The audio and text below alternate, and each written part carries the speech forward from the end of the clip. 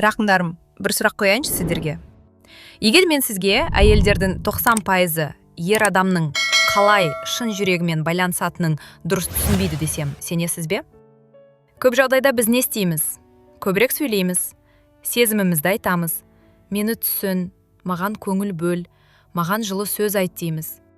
Біз ойлаймыз, жүрекке жетудің жолы эмоция мен әңгіме арқылы. Бірақ шындық сәл басқаша. Ғылым мұнаны көрсетеді.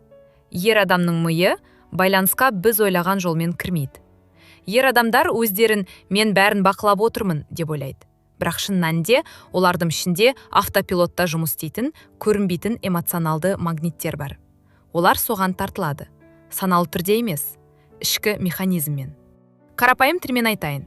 Ер адам махаббатты алған кезде емес, берген кезде қаттырақ байланысады. Иә, бұл көп адамға тосын естіледі. Мысалы, сіз оған күнде мен сені жақсы көремін деп айтасыз. Сыйлық жасайсыз, жағдайын жасайсыз. Ол қуанады, бірақ оның ішінде терең байланыс әлі қалыптаспауы мүмкін. Ал енді керісінше жағдайды елестетіңіз. Сіз оған маған сенің кеңесің керек болып тұр. Осы жағдайды қалай шешер едің дейсіз. Ол ойланады, уақыт бөледі, сіз үшін әрекет етеді, көмектеседі. Сол сәтте оның миында мүлде басқа процесс жүреді.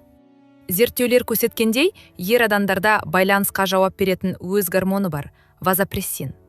Әйелдерде көбіне окситоцин жұмыс істейді. Сондықтан біз эмоция арқылы байланысамыз. Ал ер адамда байланыс әрекет, қорғау, жауапкершілік арқылы күшейеді. МРТ зерттеулерінде бір қызық нәрсе байқалған. Ер адам ғашық болған кезде, оның миында эмоцияға жауап беретін аймақтар емес, әрекет пен қорғауға жауап беретін аймақтар белсендіріледі. Яғни ол мен не істей аламын, қалай қорғаймын, қалай шешемін деген режимге өтеді. Сол үшін бір маңызды қолық бар жақындарым. Маған ешкім керек емес, бәрін өзім істеймін деген позиция ер адамның байланыс механизмін өшіреді.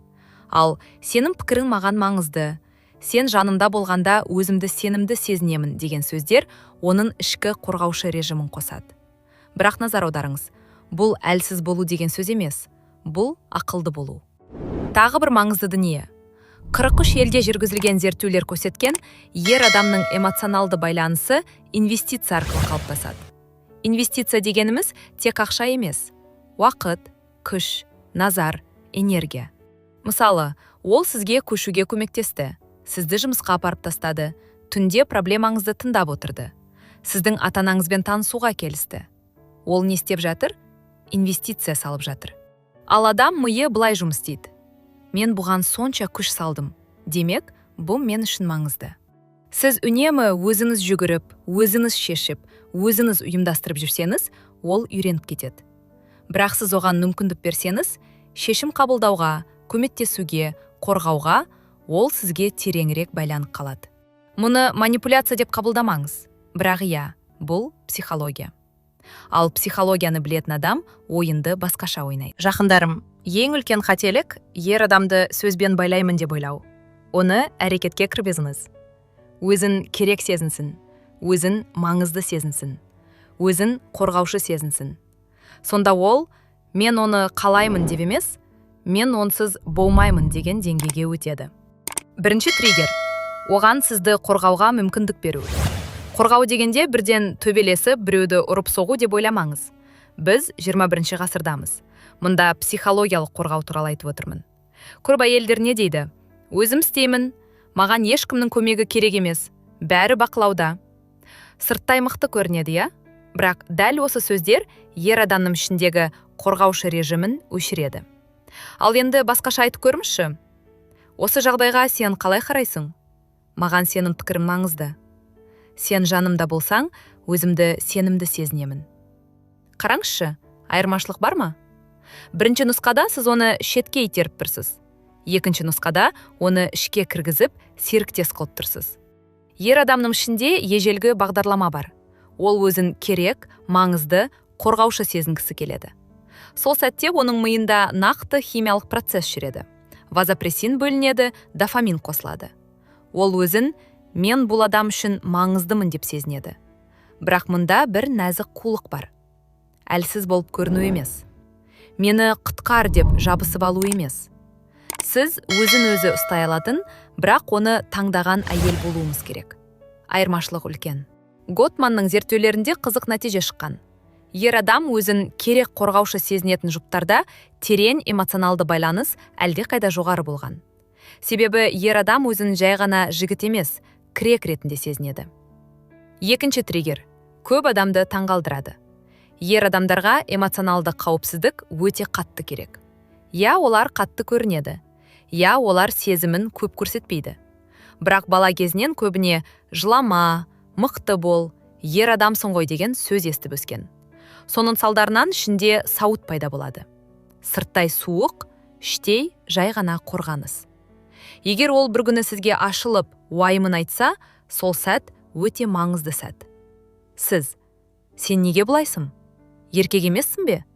Өзіңді қолға ал, десеңіз, сауыт қайта жабылады. Мүмкін мәңгілікке.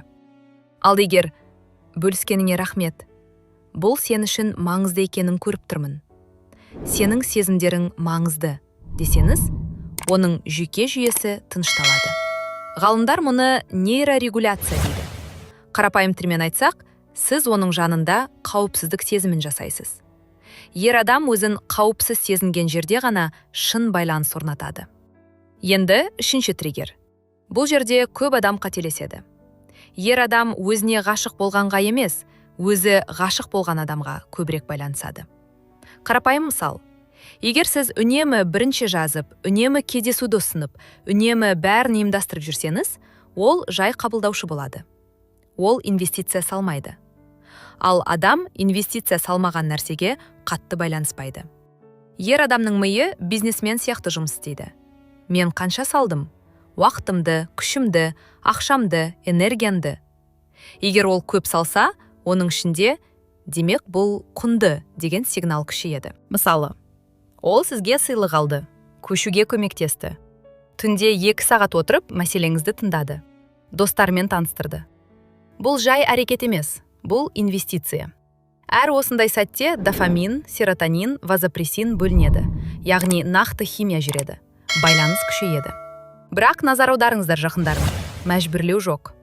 Маған мынаны әпер, мынаны істе деп қысым жасау керісінше итереді. Ақылды жолы қандай? Мүмкіндік жасау. Маған бір кеңес керек еді. Қалай ойлайсың? Мен бұл жерде шатасып тұрмын. Сіз оның еркектік энергиясын іске қосасыз. Ол өзін шешім қабылдайтын, ықпалды адам сезінеді. Тағы бір күшті аспект бар, эго мәселесі. Ер адамдар мақтауға үйренген. Сен кереметсің, сен мықтысың деген сөздер олар үшін таныс. Бірақ ең күшті әсер не береді білесіз бе? Соқыр мадақ емес, саналы құрмет. Мысалы, ол батыл пікір айтты. Сіз жай ғана басы деп қоймай, сабырлы түрде. Мен бұған толық келіспеймін, бірақ сенің ойыңды тыңдағым келеді, десеңіз, ол сізді басқа деңгейде қабылдайды. Себебі сізде мінез бар. Бірақ агрессия жоқ. Сіз оны баспайсыз, бірақ өзіңізді де жоғалтпайсыз. Бұл жерде нәзік ойын бар, я? Бірақ бұл ойын емес, бұл психологияны түсіну. Жақындарым, ең бастысы, бұл білімді уға айналдырмаңыз. Қулықты жаман ниетпен қолданбаңыз, бірақ ақылды болыңыз. Ер адамды түсінген әйел өз құнын жоғалтпайды. Керісінше өз бағасын көтереді. Егер сізге осындай терең, бірақ қарапайым тілмен айтылған психологиялық тақырыптар ұнаса, каналға тіркеліңіз. Ал пікірге жазыңыз. Қай триггер сізге ең қатты әсер етті? Келесі бөлімде одан да терең механизмдерді ашамыз. Бірге үйренеміз.